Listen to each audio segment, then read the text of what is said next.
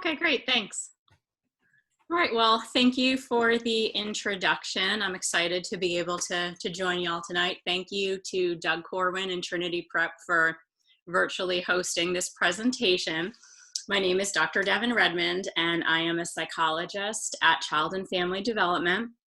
I practice out of our Midtown office, and I provide evaluation services and individual therapy for preschool children through young adults. And tonight we will be talking about anxiety management and coping skills for adolescents.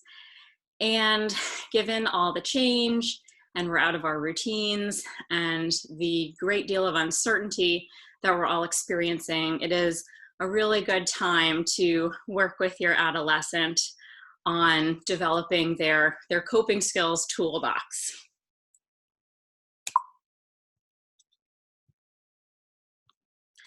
So tonight we're going to be covering why it's important to lay the groundwork with providing some introduction to the fight or flight response, so kids have an understanding of the rationale for why they're being asked to use these coping skills. We'll go over some basic self-care and coping strategies. I'll be speaking about therapeutic tools to manage anxiety. We'll go over some stress management tips, how to gain buy-in from your child to use the strategies, when it's time to seek outside help, and then we'll also have some time at the end for questions.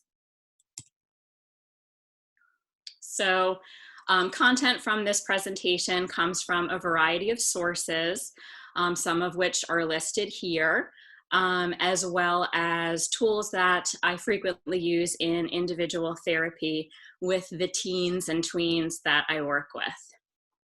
And we'll be going over evidence-based strategies. So there's good data and research behind all of the things that I'll be talking about tonight. So one of the first things that we often do in individual therapy is talk about our body's stress response, or the fight or flight response. And the reason that we do this is because we want to help teens and tweens develop their knowledge about the link between their emotional feelings and what's happening physically in their bodies. In addition, it can help them gain an understanding of why we're asking them to do some of these coping skills that otherwise might seem maybe a little strange, such as deep breathing or muscle relaxation. So typically, I would talk with the child about some of those physiological changes that occur when our brain registers something as a threat, whether it's an actual threat or a perceived threat. So I think this could be helpful information for parents to share with their children. So we'll just go over some basics, like when we're in fight or flight mode, when we've registered a threat, our heart will beat faster, our breathing will become more quick and more shallow. We might feel hot, we might perspire, we may experience muscle tension, we may have excess energy. And all of these things are happening in our bodies for a reason. So this is our body gearing up to face a challenge, to respond to a physical threat in a way that keeps us safe. And it's really very helpful. So if there's a bear chasing you or a car barreling down the road toward you, you want your body to have this extra energy and strength and focus to keep you safe in that situation. If it is a more psychological threat, like we're nervous about a test or a presentation, or we're arguing with a family member, then these physical responses are not super helpful and actually can just feel uncomfortable. So there's nothing wrong with these physical responses, but we can use them as cues that we might need to do something to take it down a notch when we're not in actual danger.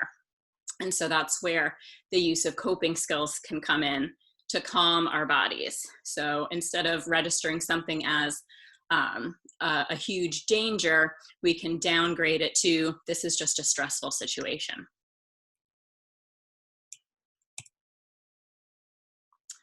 I will also go over some of the changes that happen in our brains when we are experiencing stress, to further give support for the rationale for using coping skills.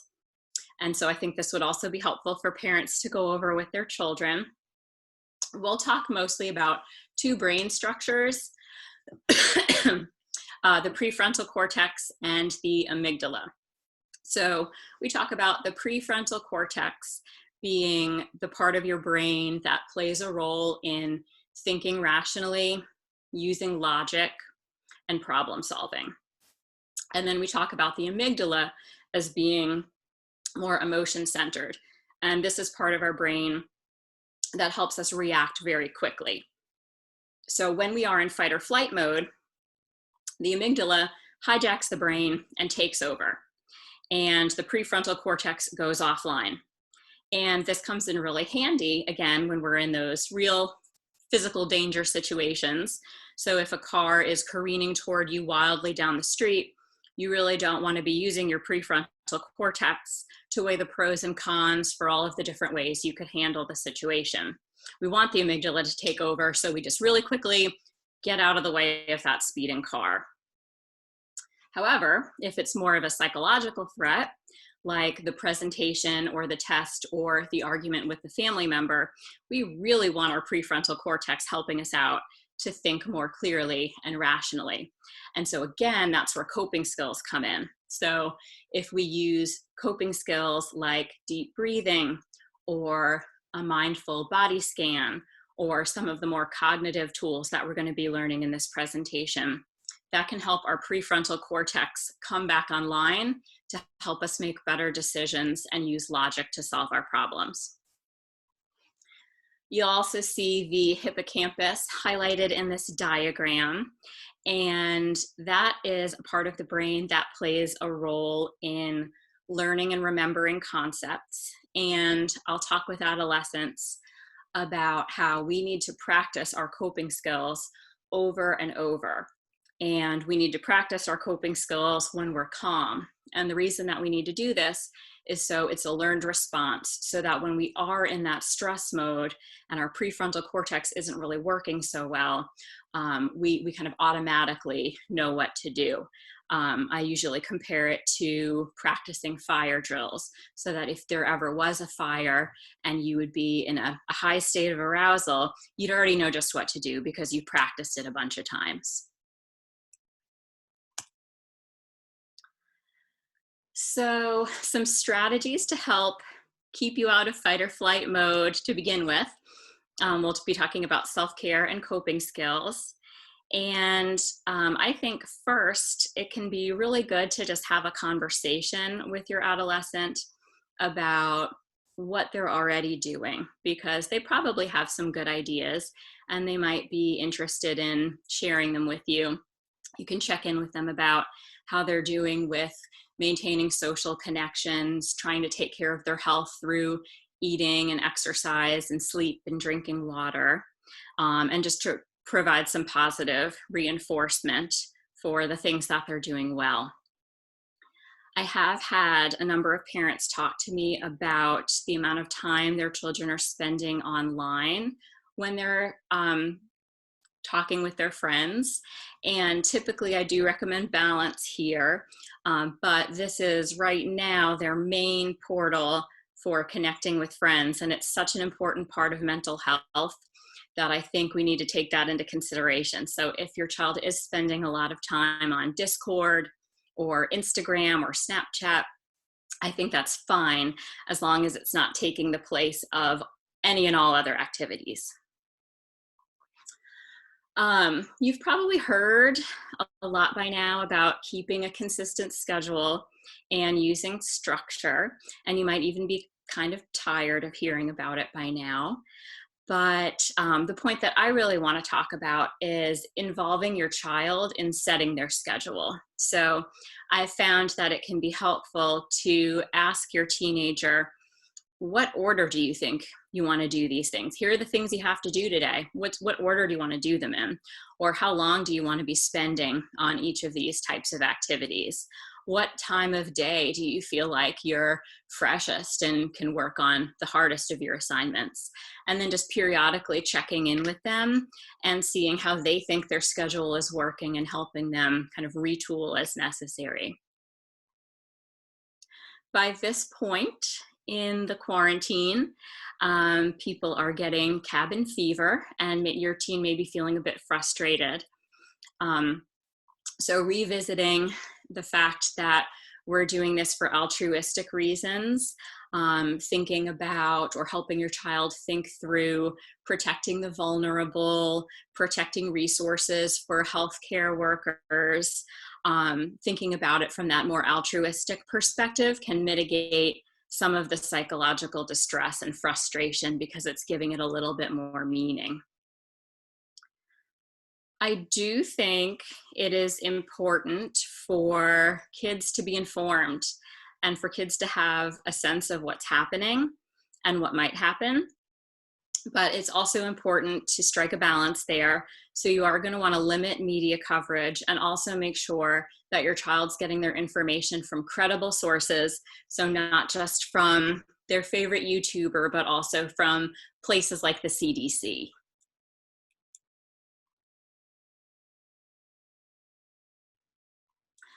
I would recommend sitting down with your child and walking them through some different coping ideas, see what they come up with. You can bring some ideas to the table as well, and put together a menu of different coping strategies that they can try.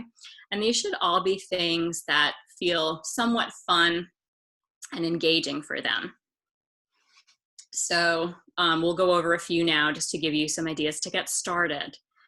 There are a lot of relaxation resources available online right now, and a lot of them are being offered at reduced cost or for free. So some of the good ones that I've had clients enjoy using are Headspace, Calm, Buddhify, mentalhealthapps.org, and the virtual Hope Box app. So those are some that you might want to explore with your child. Deep breathing is another great coping skill. You can just encourage your child to take 3 deep breaths 1 time a day, and that's been shown to improve stress levels. But there are also a number of different deep breathing techniques, and I have had a lot of adolescents find some that they really enjoy on YouTube, and they're more inclined to use those than the ones that I give them because they've found them themselves. Therapeutic art activities have some good research support behind them, and we'll actually talk about that a little bit more in depth in a moment. Writing in a journal to process feelings, connecting with a friend, reading a book, doing a spa activity. I would encourage you to explain the concept of gratitude to your children, that if your adolescent focuses on things that that are going well for them or things that they're thankful for, that retrains their brain to notice more positives and can improve overall mood. So just identifying 1 to 3 things that they're grateful for each evening and really thinking about them can be tremendously helpful. Excuse me.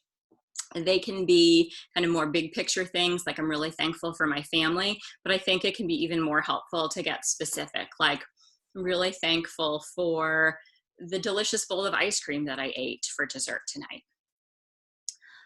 Exercise, as we know, has a lot of benefits. It releases endorphins, it reduces anxiety and depression symptoms, and it can just help your kid burn off that anxious, frustrated energy. Spending time in nature has good data behind it. Doing something kind not only has a positive impact on others, but it turns anxiety, loneliness, these can be these more inward focused emotions, and then it turns your adolescent's focus more outward. And then doing something creative. So those are some ideas to get you started. So a little more on therapeutic art activities. So research shows that this is a really effective way for kids to process their more difficult thoughts and emotions, and just encouraging your child to do something productive and creative can be really beneficial.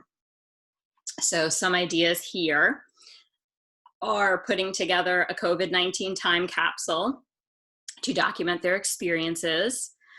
Adult coloring sheets, they're very detailed. There's a mindfulness component to them. Some more creative ideas like writing and directing a short film, interviewing friends and family, painting a self-portrait, making cartoons or comic strips, and then some more structured art ideas like creating a collage or collecting quotes, for example.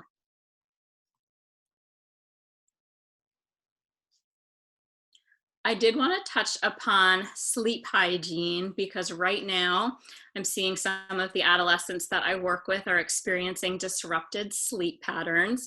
Bedtimes are getting later and later. Kids are spending more time on screens than they're used to. So sleep habits are getting a little bit wonky. It might be a good idea to revisit some of these basic sleep hygiene techniques with your child. So we want to try to go to bed and wake up at the same time every day if possible. That actually might be a little bit easier now that we're not all getting up at the crack of dawn for school. Sleep experts advise if you've not fallen asleep after 20 minutes, you should actually get out of your bed and do something calming, like listen to relaxing music or read a book or color until you feel sleepy, and then try again. And that would not include scrolling Instagram. Try to avoid caffeine at least 4 to 6 hours before going to bed. I usually give a cutoff of 2 p.m. if possible. And now teens are spending a lot of time in their rooms, and it's definitely good to talk with them about using their bed just for sleeping so that their brain and their body associates bed with sleep, not bed with studying. Occasional naps are fine, but in general, regular long naps can disrupt sleep. You can help your child try to create a calming sleep routine where maybe they apply some lotion or write in a journal or work on an art project while they're listening to relaxing music before they brush their teeth and wash their face. And then trying to reduce screen time, particularly in the hour before bed.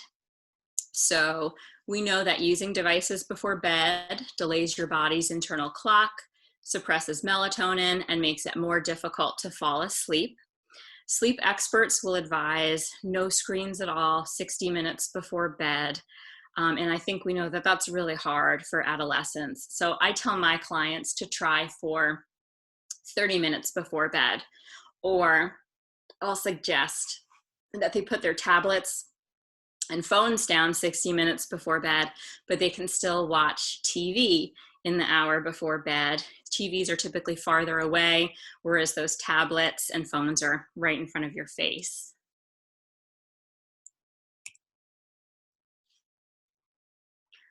Another thing that can be helpful during this time is to work on expanding your child's emotional vocabulary. So you may be familiar with the term name it to tame it, and that comes from the research finding that if we just label and identify our emotional experience, that can lower the intensity with which we are feeling that emotion.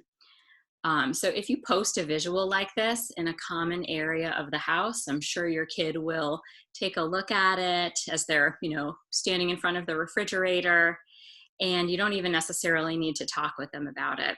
You can also try to model some of this language yourself.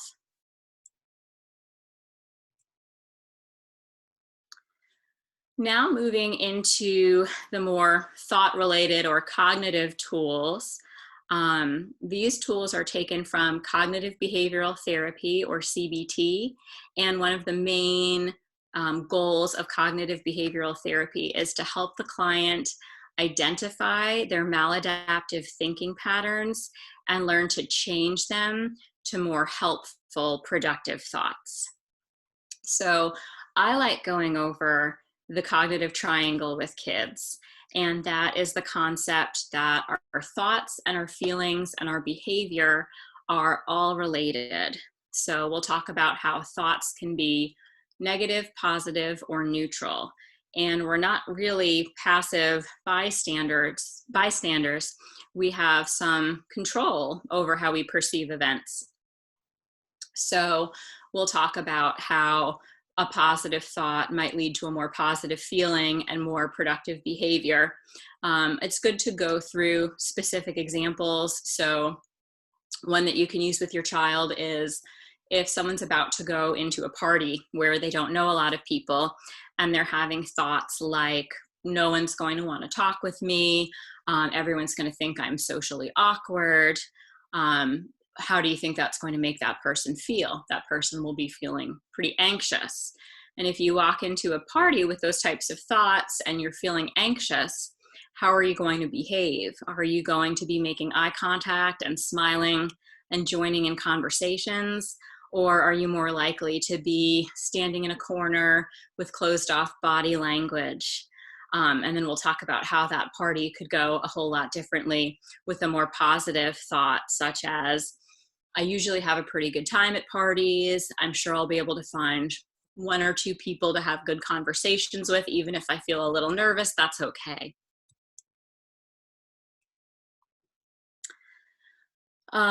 We can also use cognitive behavioral tools to shift our focus. So let me see if I can pull up this visual.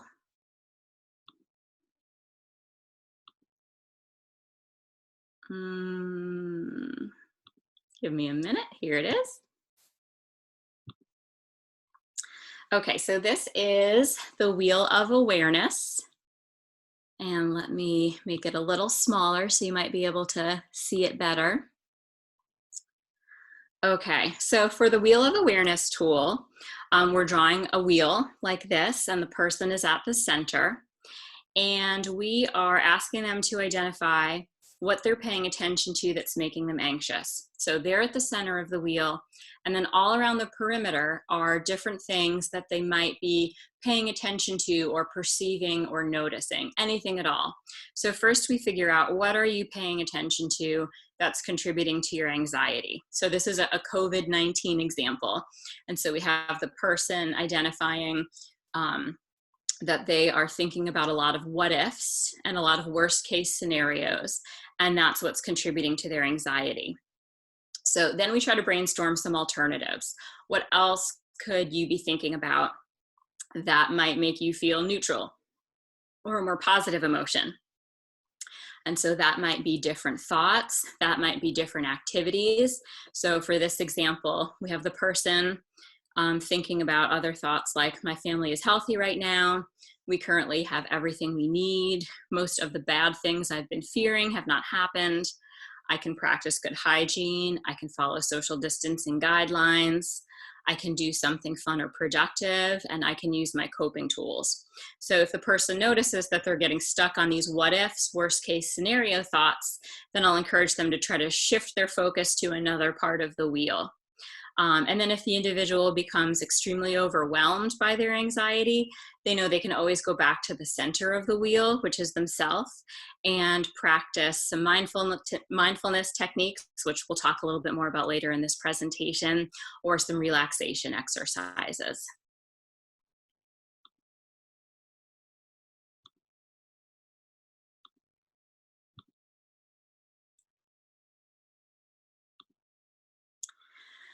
This is another pretty simple exercise that you can model for your child that might help them change their perspective, just helping them identify what about a situation is out of their control and what about a situation is within their control. So an example might be for a child who's worried about their academic performance. They can't control like what assignments are given, or the fact that school right now is online and not in person. But what they can control is whether they ask the teacher for extra help, whether they put in a lot of effort, how much time they put into the assignment. And then we try to help the person shift their focus to what they can control about the situation. This is another cognitive behavioral tool that I really like that can help someone change their perspective. It's called worst case, best case, and most likely scenario. And for this tool, we're asking the adolescent to identify what are they afraid of. That's their worst case scenario. Then I'll ask them to go in the complete opposite direction and try to picture what is the most unrealistically perfect way you could imagine this situation going. And then we try to find what is somewhere in the middle between best case and worst case. We talk about how extremes are pretty unlikely, but the middle of the road scenario is the one that is the most likely to occur. So it kind of helps them recalibrate. And when we identify what the middle of the road situation is, I can ask, does that sound like something you could handle? And almost always the adolescent will say, yeah, it's not ideal, but I could handle that. So an example is a teenager who's really worried about bombing their online courses and then subsequently ruining their whole GPA. And then we'll figure out, all right, what's the best case scenario? They get all A pluses basically without even trying. And then what is the most likely middle of the road scenario? They hit some speed bumps, but they do generally well. And that will be more palatable.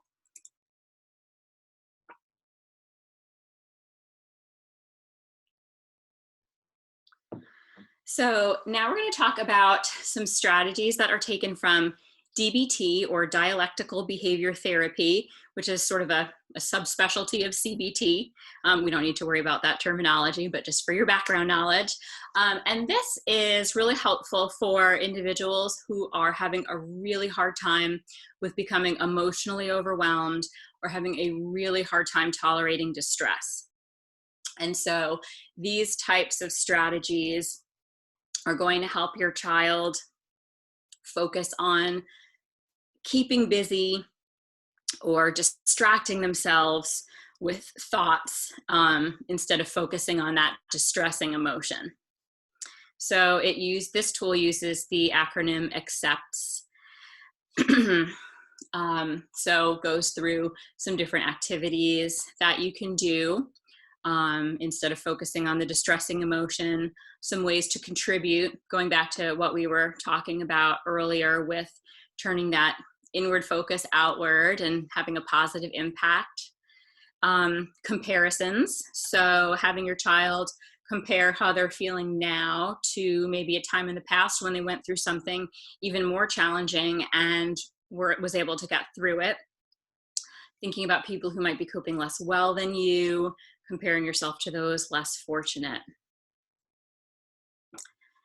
Focusing on competing emotions. So when you're feeling sad or angry or anxious, reading something uplifting, listening to happy music, watching a funny TV show. One thing I'd like to share about the music. So sometimes when you're in a terrible mood and you listen to really upbeat music, it just is so incongruent with your mood that it's just not appealing at all. So I sometimes will have kids that I work with put together a playlist which starts off with music that more closely matches their mood. So if they're sad, I'll say, all right, put on, a really depressing song on there. Then I want you to choose the next song to be a little bit less depressing. And then the third song should be something that's neutral. And then the fourth song, a little bit more upbeat. And then by the final song in the playlist, we want it to be really happy, pump up music. And kids tend to like putting together those playlists. Pushing away, sort of mentally envisioning ways to separate yourself from the emotion, distracting yourself with different thoughts that might take the place of the emotion you're experiencing, like counting the colors in a painting, repeating words to a song in your mind.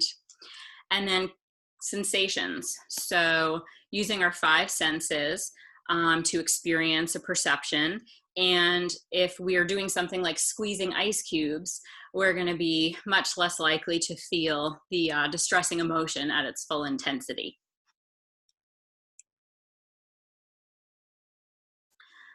Okay, moving on to some mindfulness techniques. So mindfulness is the practice of bringing awareness to the present moment without judgment. And there are a number of ways to practice mindfulness, and we'll talk about two tonight. One is mindful breathing. Excuse me.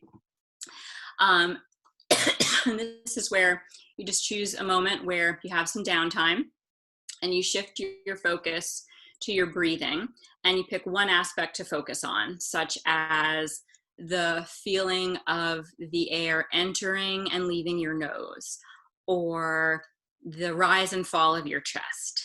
And then you try to spend several minutes just paying attention to or noticing this sensation without judgment. And if another thought pops in your head, you don't judge yourself for having that thought. You just notice it. Oh, that thought kind of popped in my head. Okay, I'm going to get back to noticing the rise and fall of my chest as I breathe. So that's a good stress reduction method. And then another way to practice mindfulness is by doing a body scan meditation. So for a body scan meditation, you want to try to find a time of day where you're not going to be mightily disturbed, especially as you're first practicing this. Then you're going to get into a comfortable but attentive seated position.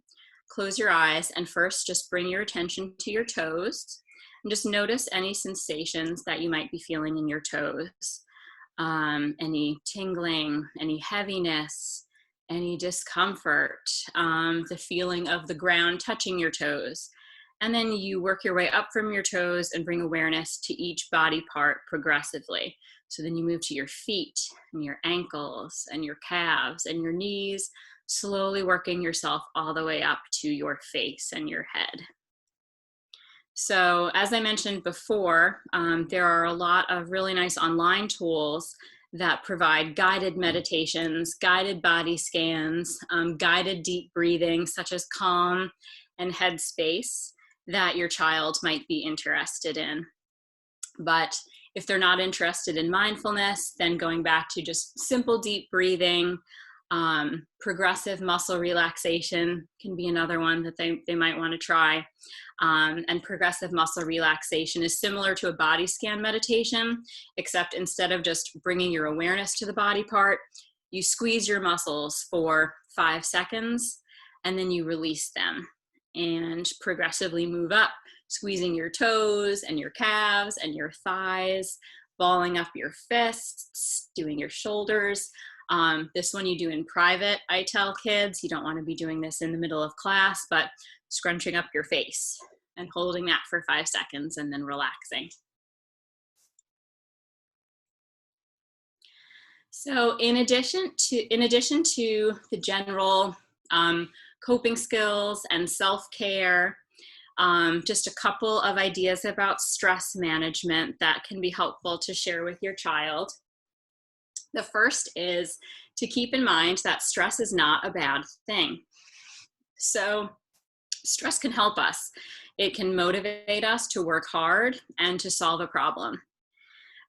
Viewing stress as a neutral or even as a positive emotion has been shown to mitigate a lot of the negative effects of stress. So if we view stress as our friend, stress doesn't hurt us quite as much. So we just really want to keep in mind we're trying to manage stress. We are not trying to eliminate stress. Another thing that I really think is important to talk with adolescents about is reframing how they handle stress. So a lot of the adolescents I talk with will make comments like, I can't handle this, like I'm not up to it, it's too hard. And I want them to start to shift from that identity to a different identity where they view themselves as, I am someone who thrives under pressure. I am someone who can cope well. I am someone who can deal with tough situations. Talking about your problems, even if they won't be solved, is very helpful in reducing stress. So I know teenagers are not always the biggest fans of opening up to parents. And a couple of tips, sometimes just eliminating that face-to-face component of the interaction can take some of the pressure off for kids. So if you're talking on a walk or on a car ride, sometimes you're able to connect a little bit better. But of course, teens will also be able to talk with their friends or writing in a journal, but getting it out is helpful. And then a lot of our teenagers do need help with some of those executive functions, the planning and the organization piece. And that can be really helpful in managing stress if they feel like they have a good plan in place to deal with their responsibilities. And they might need your help with that. So you can talk with your teenager about how to prioritize their responsibilities, getting maybe some short tasks done first to gain momentum and get the ball rolling. And then this might clear their minds to focus on more important tasks later. Trying to study at the same time every day can be helpful. Setting a timer for, all right, I'm just going to work for 5 minutes. And then if I want to stop after 5 minutes, I can.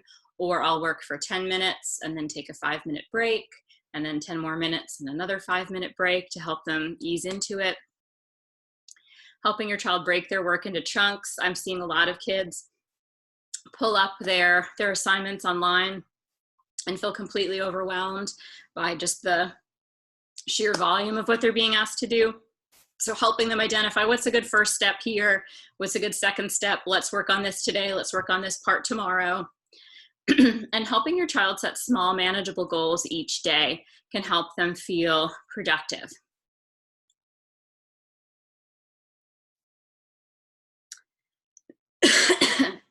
Getting buy-in, that can be the trickiest part. To get your child to be willing to want to try some of these strategies. We already talked a little bit earlier about how teaching them about their bodies and brain's response to stress provides a rationale for those coping skills. Here are some more things you can do. Ask your child questions. So just ask them, how are your friends handling this right now? Do you have any friends who are using some cool coping strategies? Do you have any friends, you don't need to name names, who are maybe using some unhealthy coping strategies? That YouTuber that you're always watching, what are they doing during the pandemic? Sometimes it can also help to just have that same information that you could share come from somebody else. So you can share parts of this presentation with your child. And then I've listed on this slide some online talks that cover similar topics that your child might enjoy watching as well. And then lastly, to help with buy-in is just model the behavior that you want to see. So if you're all sitting around in the living room in the evening and you're on your phones, you can make a comment like, you know what, that's enough Facebook for me tonight. I realize that I'm starting to get a bit anxious looking at these quotes or these posts. It's time for me to take the dog for a walk around the block or play some solitaire.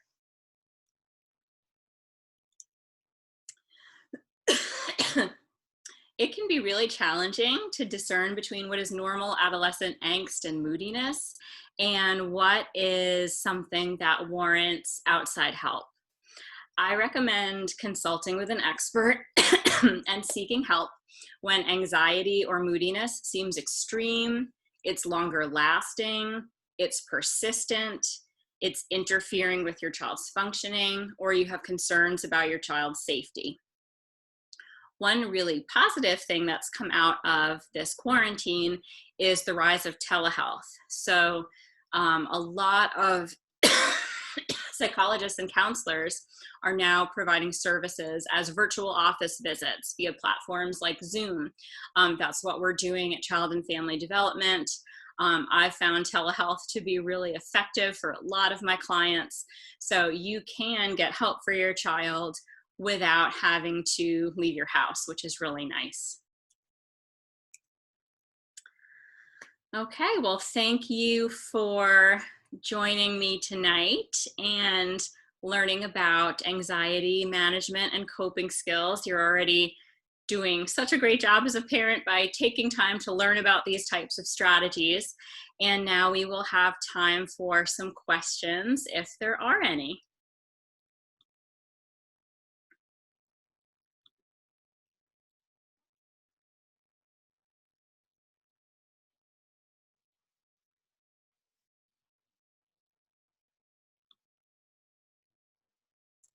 So, can you hear me? Yes. Hi. Hi. Um, my daughter struggles with anxiety more than she lets on, Mm-hmm. and she is consumed with worry that she's going to disappoint people Mm, and what people are going to think about her. And I'm wondering if this TED Talk, if these Happy Five things, do they, you know, would they help a child that's struggling with, she kind of gets in a loop about stuff, and so she's a pleaser, and so she tries to please, but she's really worried about disappointing people. mm-hmm, mm-hmm. I would definitely think that these strategies would help, but she also might want to work on some strategies that are more geared toward maybe social anxiety or performance anxiety. Um, Let me see if I could pull this workbook name off the top of my head. Um, the Social Anxiety Workbook for Teens. That might be a helpful one, depending on your child's age. And if she's on the younger end, there's a nice book for elementary age children called What to Do When Mistakes Make You Quake. Yeah, no, she's 16. Okay, so not that book, but I think the Social Anxiety Workbook for teens might be a helpful one for her. And that's one that she can do at home and Okay. work on the modules by herself if she Okay. wants. Okay, cool, because she doesn't want us to help her with anything.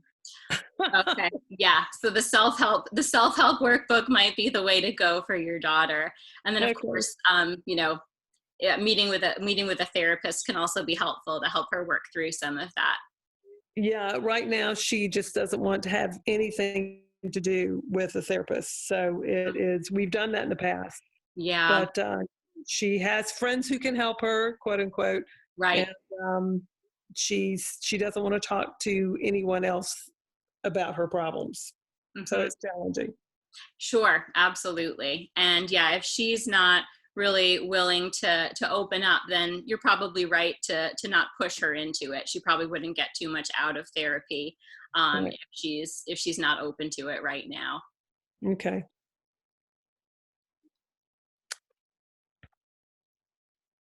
I had a question about, and I'm sorry, I look horrible. I'm ready for You bed. look great. That's what happens when you turn 60. But anyways, um,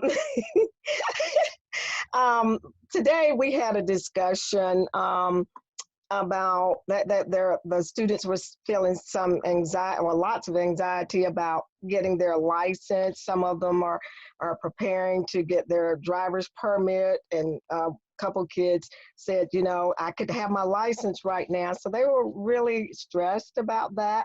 So I did let them, have that discussion and just express their views. But can you give me a good strategy that I might can share with them until, because that's important to get that driver's license. Right, right. Well, I think you did a really good job of just giving them a place to process their feelings. So that was wonderful. I'm sure that helped tremendously just by doing that. This might be one of the situations where they might benefit from using that what I can control and what I can't control.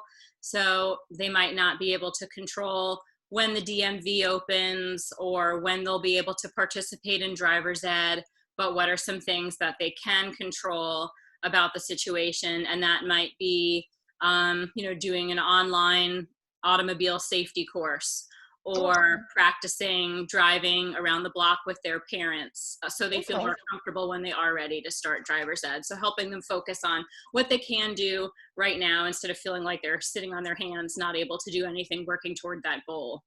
Okay. Thank you. Yeah, you're welcome.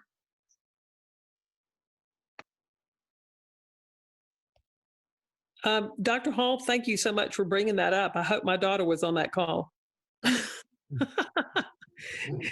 She has enormous anxiety over that permit test.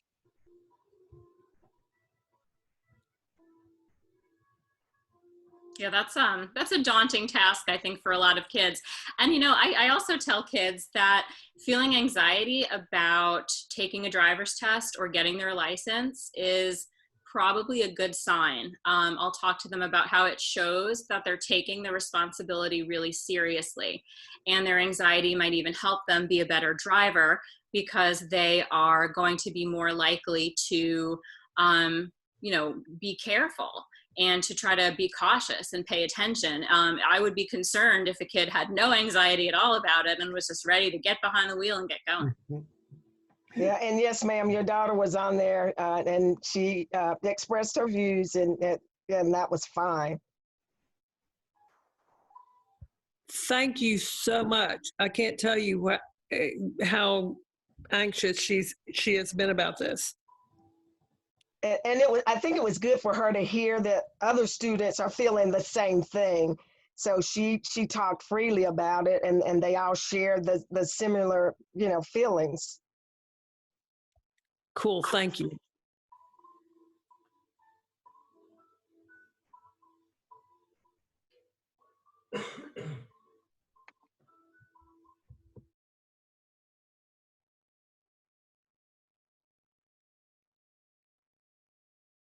Any other questions?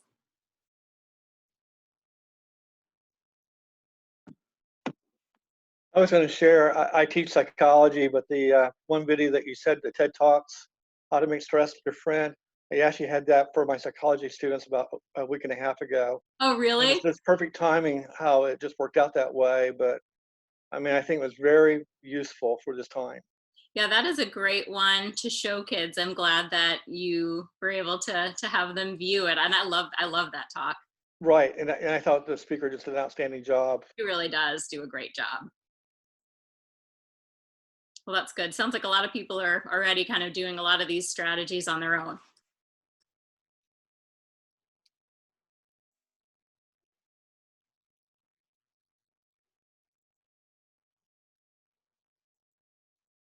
Any other questions or comments are welcome as well.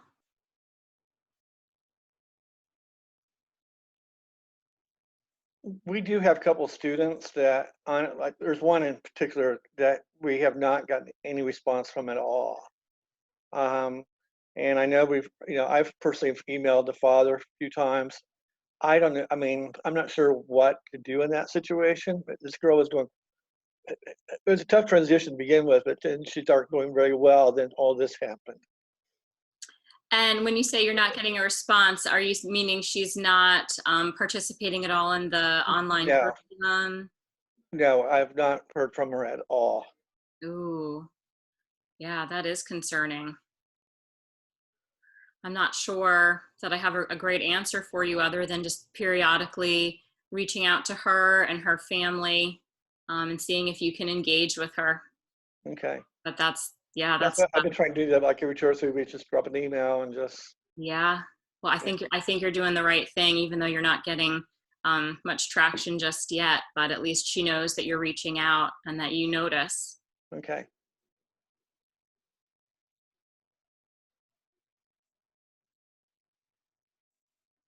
And if questions pop into people's heads later on in the evening or tomorrow, please feel free to email Mr. Corwin and he can get me in touch with you. And I'm happy to email you a reply, or if it's just, we can talk for 5 minutes on the phone. I'm happy to answer any questions that come up later. But we do still have a few minutes now if anyone does want to jump in.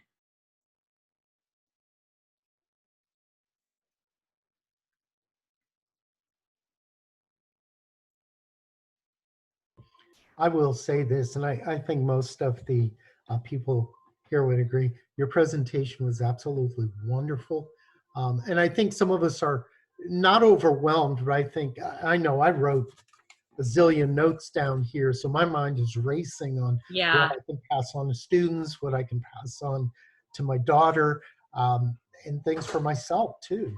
And so this has been a wonderful learning opportunity for I believe all of us. So, you know, the lack of questions at this point or even comments, I think are actually a tribute to your presentation. Oh, well, thank you. That's very kind of you to say. And actually, thank you for bringing up the fact that we did go over a lot of tools tonight. So this is not meant to be a punch list where you have to do all of the tools. I would say, I would recommend, starting off with a little bit of that education about the fight or flight response, maybe putting together a list of coping skills. But at that point, you can kind of step back, see how it's going, and pick and choose from this presentation what you think will work for you and your family. You definitely do not need to try all of these skills. That's completely overwhelming. These are the types of things that we do over the course of several weeks in therapy. So you're definitely not going to be able to teach your child all of these skills over the course of a quarantine. Yeah. Well, I definitely have several things that I want to try with my daughter. I've gotten a lot out of this. Oh, good. I'm so happy to hear that. All right. Well, I guess we can wrap up then if we don't have any other questions or comments. But as I said, please check in with Mr. Corwin if you'd like to get in touch with me, and he can share my email or we can speak by phone. And I really want to thank you all for joining me tonight and commending you, all of the teachers, all of the parents, for taking time out of your schedule to learn how to help these children that you serve to develop more coping skills in their arsenal. So thanks so much for taking the time to join me tonight. Thank you so much for taking the time to talk to us. We really appreciate all that you do and all that child and family development does as well. So I know it's not easy to do it from your home, and you did an excellent job. So I was on mute. You couldn't hear all the craziness going on in my house.